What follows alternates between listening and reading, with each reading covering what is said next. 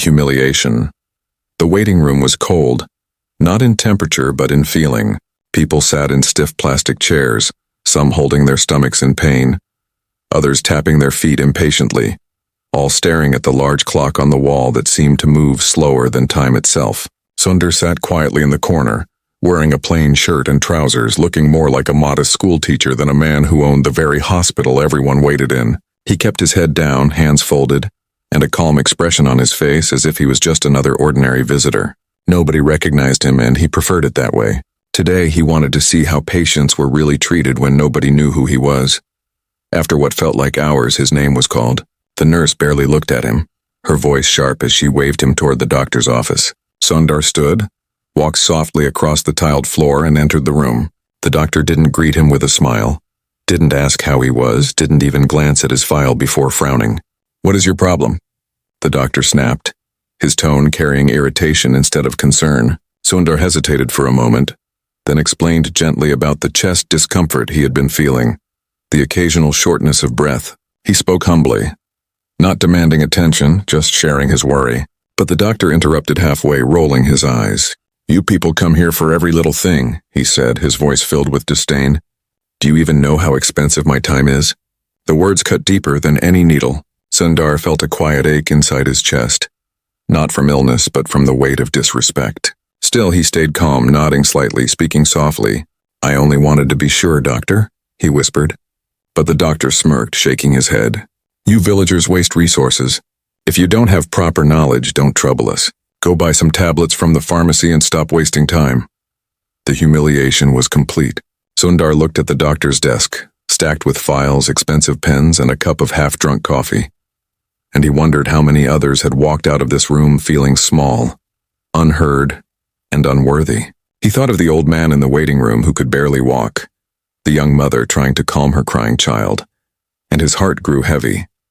But Sundar said nothing. He simply thanked the doctor quietly, stood up, and walked out of the room. His steps were steady, but inside him a storm was building. He had built this hospital with the dream of creating a place where every human, rich or poor, would be treated with dignity. He had invested his money, his time, and his heart into it. Yet here was a doctor, trained and privileged, crushing the very values he believed in. Sundar walked down the corridor slowly, hearing the echoes of the doctor's harsh words in his mind. Humility had always been his strength. But today that humility was tested in a way he had never expected. As he reached the lobby, Sundar noticed the same old man he had seen earlier still sitting there, clutching his chest, ignored by the staff. No one helped him. Sundar's fist tightened for the first time, his usually calm eyes burning with a quiet fire. Something inside him shifted. The humiliation he endured was painful, but seeing others suffer the same fate was unbearable. He took a deep breath, and with that breath came a silent promise to himself. This was not the end of the story. This was only the beginning of a storm that would shake the very foundation of this hospital. The receptionist called out the next name. The noise of chatter filled the room, and life continued as if nothing had happened. But inside Sundar, a decision had already been made. Tomorrow would not be the same. Tomorrow the truth would be revealed, and when it was, the world inside these walls would never forget his name. Whispers of truth. The night after the humiliation, Sundar could not sleep. He sat by the window of his modest home, the city lights glowing faintly in the distance, each one flickering like a reminder of the many lives waiting in silence, suffering in silence. He replayed the doctor's words over and over in his head, not because they had hurt his pride, but because they revealed something darker. If the man who had power to heal treated patients with arrogance, what hope did ordinary people have? Sundar thought of his childhood when he would walk miles to see the village doctor who often refused to touch poor patients unless they could pay in advance. He remembered the shame on his father's face when he couldn't afford the medicine for his mother. He had sworn then that if he ever had power, no one would ever face such humiliation again. Yet here he was, the owner of a grand hospital, discovering that the same cruelty still lived inside its walls. The next morning, Sundar returned to the hospital, dressed again in the same plain clothes. This time, however, he did not go to the doctor's chamber. Instead, he sat quietly in the cafeteria with a cup of tea, watching. He observed how the nurses rushed past patients without listening, how the receptionist snapped at a poor farmer who did not understand the forms, how attendants whispered behind the back of an old woman who begged for discount on her bill. Sundar kept silent, but his eyes absorbed every detail like fire absorbing dry wood. The hospital was supposed to be a sanctuary, but it felt more like a marketplace where respect was sold only to those who could afford it.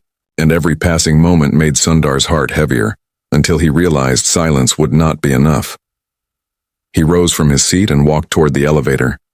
But before he could step in, he heard a soft cry. A small boy, no more than 7, was clinging to his mother's hand. She was pleading with the nurse to allow her son's consultation, even though she did not have enough money for the registration fee. The boy's thin frame trembled, his face pale, his eyes filled with pain. The nurse shook her head, repeating the same words like a stone statue. No money, no treatment. Sundar froze, the cup of tea still warm in his hand. His throat tightened, and in that moment he felt the same helplessness he had seen in his own father's eyes many years ago. He could not walk away, not this time. Stepping forward, he quietly paid the fee, telling the mother she owed him nothing. She looked at him with tears in her eyes, whispering blessings under her breath. The boy clutched his hand weakly, and Sundar felt something deep stir inside him. Humility was his shield, but justice would be his weapon. Still, Sundar knew that simply helping one boy, one family, would not change the rot that had spread through the hospital.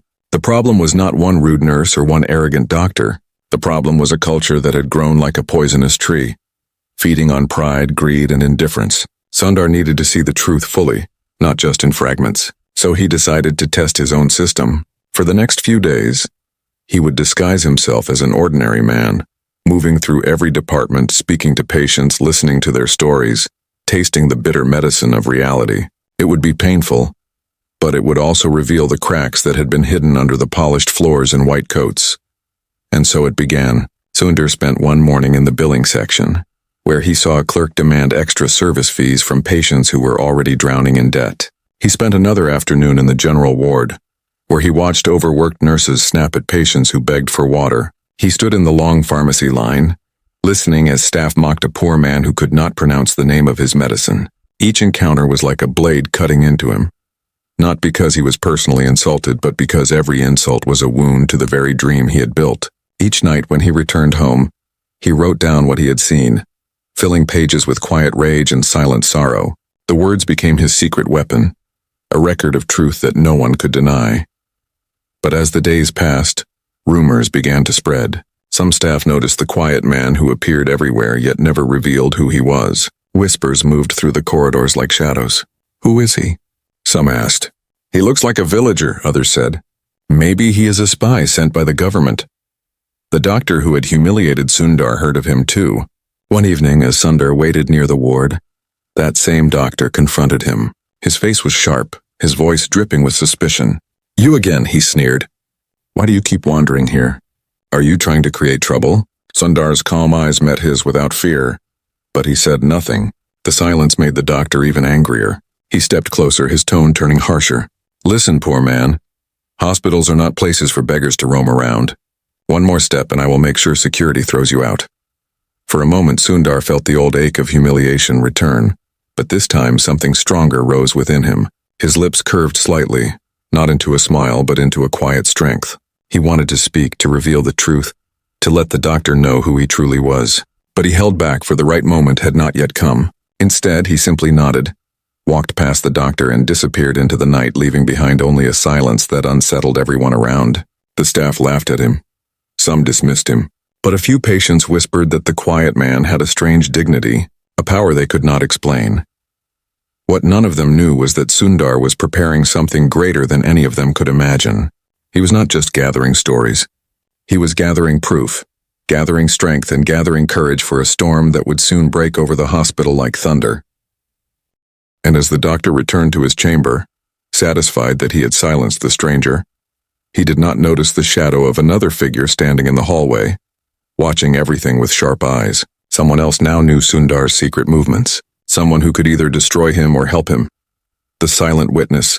The corridors of the hospital carried 1,000 unspoken stories, but on that night, one story began to form in secret. Sundar walked away after the doctor's harsh words, his figure blending into the dimly lit hallway. Yet what he did not see was a young nurse standing in the shadows, her eyes following his every step.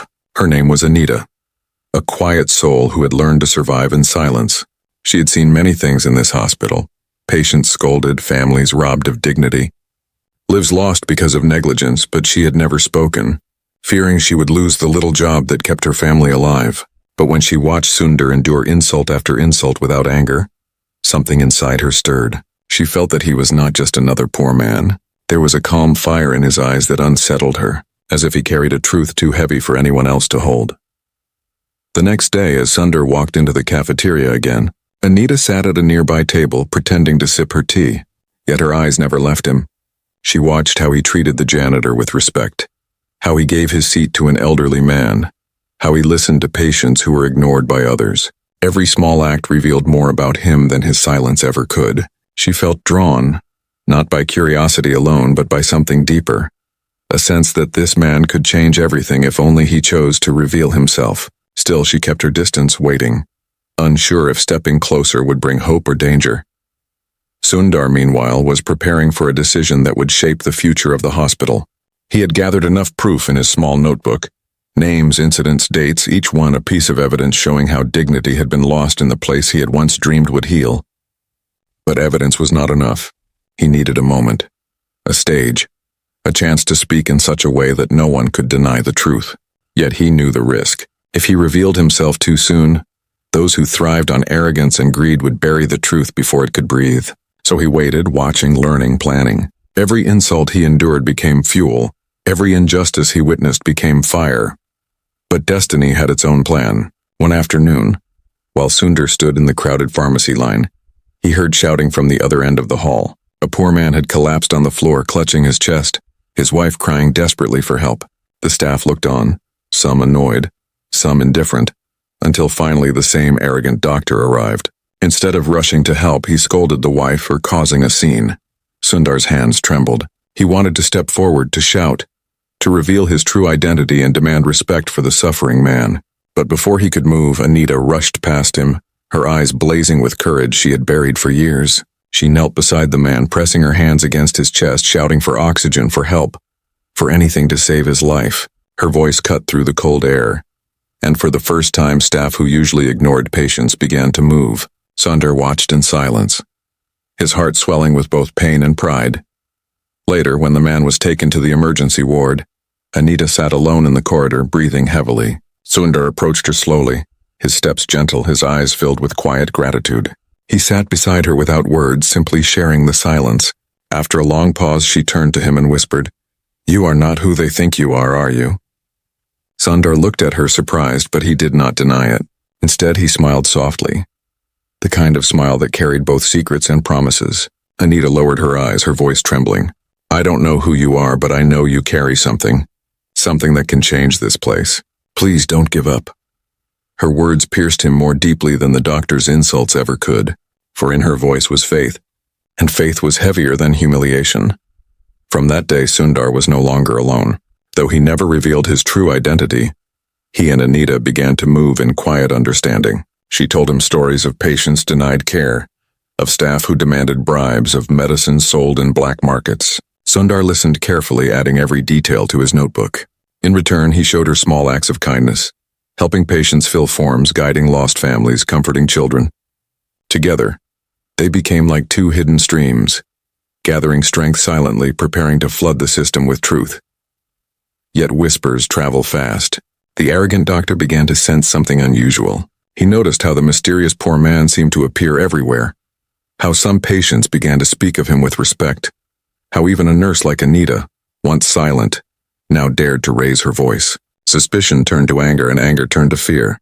He began asking staff questions, watching Sundar more closely, determined to uncover who this stranger was before his authority slipped away. And one evening, as Sundar and Anita sat in the ward, quietly helping an old patient fill out papers, the doctor stormed in, his eyes burning with rage. He pointed at Sundar, his voice echoing across the hall. "Enough of your games. Today I will find out exactly who you are." The ward fell silent. Patients stopped breathing for a moment. Nurses froze. Even Anita's hands trembled. Sundar stood slowly, closing his notebook, his face calm but his heart beating like thunder inside his chest.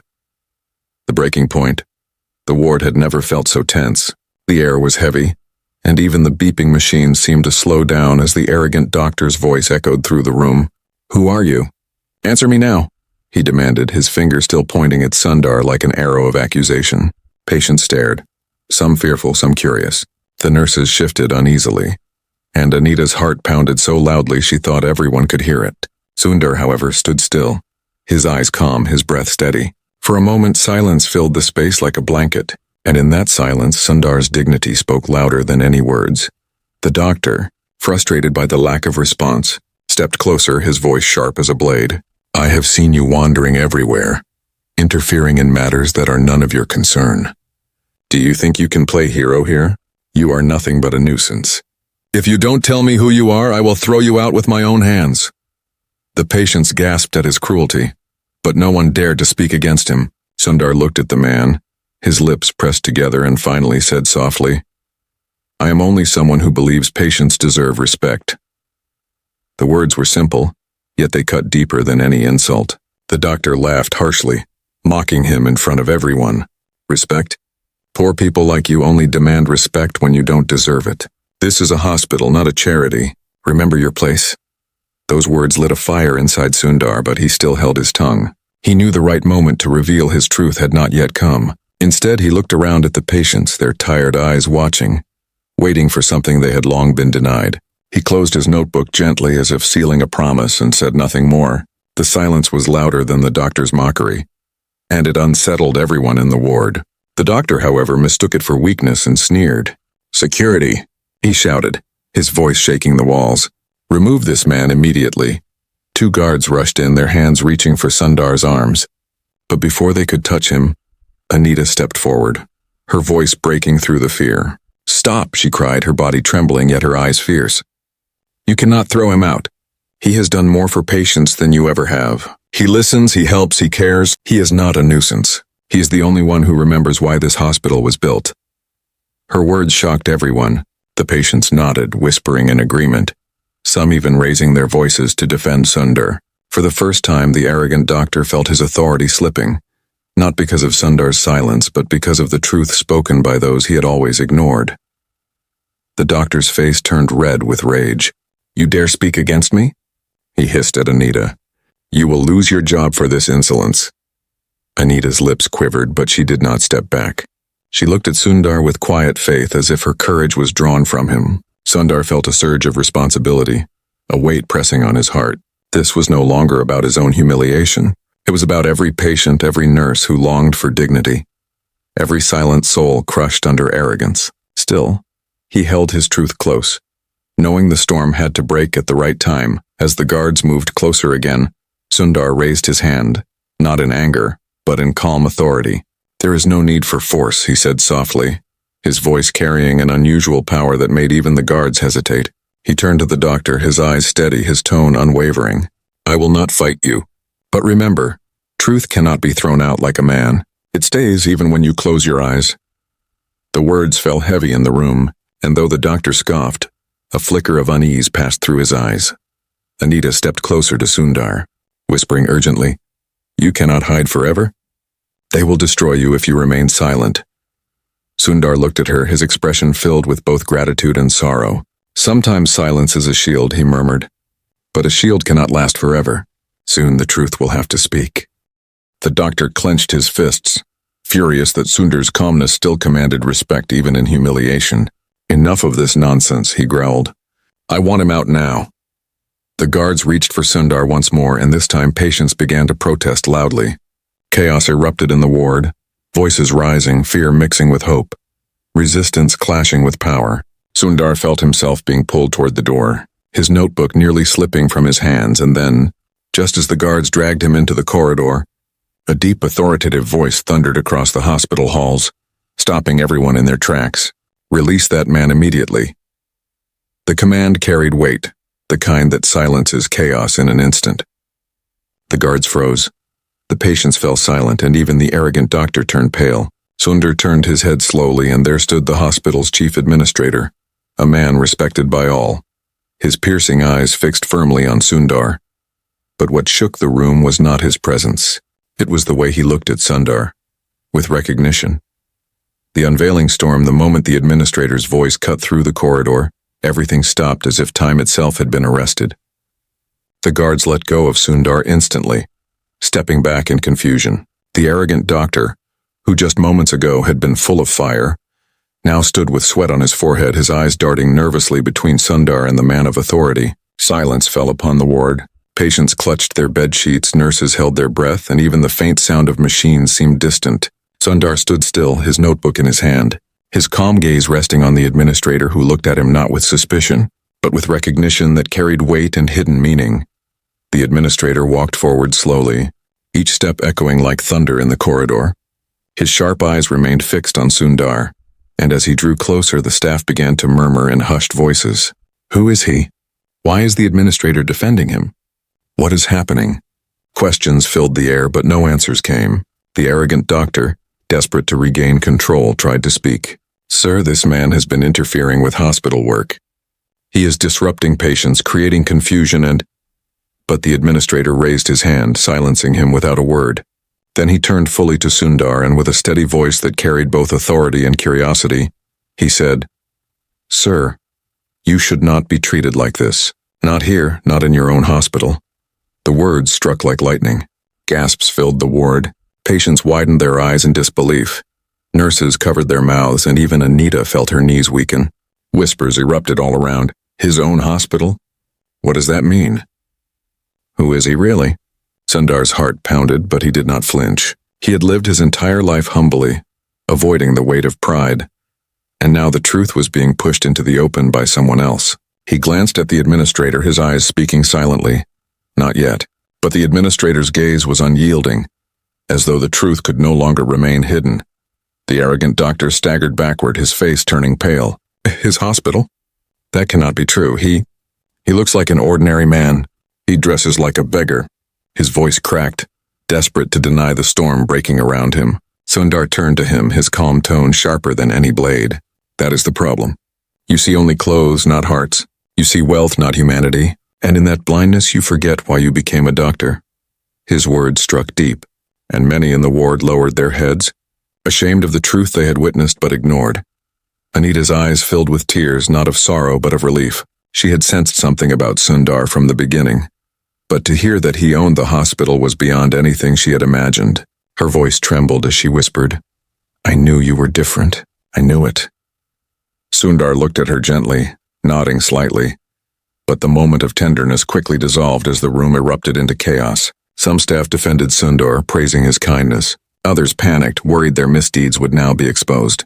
The arrogant doctor, his pride shattered, tried to protest again, his words tumbling clumsily. This is a trick. It must be a lie. How could he? But no one listened anymore.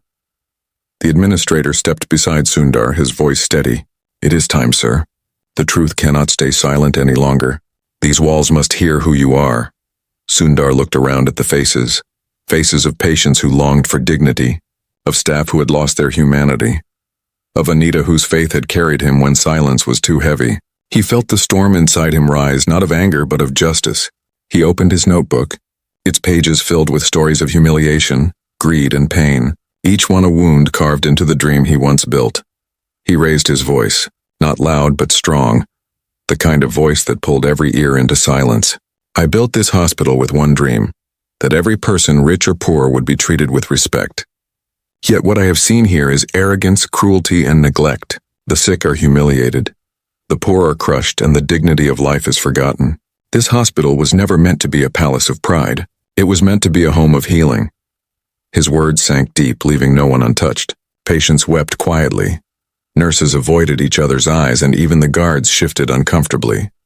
But before Sundar could continue, chaos struck from another direction. A man burst into the ward, his face twisted with fear. Administrator, sir, he shouted breathlessly. There has been a terrible accident at the construction wing. Several workers are injured, and they say the building materials were of poor quality. They are demanding answers. The timing was explosive. The crowd gasped, heads turning, voices rising again. Sundar's notebook trembled in his hand, for he knew this was not an accident of fate, but a reflection of everything he feared, the corruption inside the walls of his own dream. The administrator looked at him, worry etched into his face. Sir, this is urgent. If what they say is true, The entire hospital's name will collapse. Sundar closed his eyes for a moment, breathing deeply, feeling the storm within surge higher than ever. He knew the time for silence had ended. He turned to the crowd, his voice calm but heavy with destiny. Take me to them. Today this hospital will hear the truth, not only of who I am, but of what we have become. And as he began to walk toward the construction wing, patients, nurses, and even guards followed behind him, their steps echoing like a march of change. The arrogant doctor remained frozen, his pride crumbling around him. Anita hurried to Sundar's side, her eyes burning with loyalty. But as they approached the broken wing of the hospital, the cries of injured workers filling the air, Sundar suddenly stopped. Lying on a stretcher near the entrance, covered in dust and blood, was a face he recognized, a face that made his heart drop and his body freeze. Someone he never expected to see there. Someone whose presence would change everything. The final revelation. The cries of the injured workers filled the dusty air as chaos spread across the half-built wing of the hospital. Sundar's heart pounded as his eyes locked onto the stretcher near the entrance. His breath caught and the world seemed to blur around him. Lying there, bruised and bleeding, was his childhood friend Raghav, the very man who had once stood by his side when Sundar dreamed of building this hospital. Sundar froze, pain piercing deeper than any wound. Raghav had been more than a friend. He had been like a brother, the one who reminded him of his humble beginnings, the one who always said, "If we build something together, let it always serve the poor first." But now Raghav lay broken, hurt by the corruption that had poisoned the very dream they once shared. Sundar rushed forward, falling to his knees beside the stretcher. Dust clung to his clothes as he grabbed Raghav's trembling hand.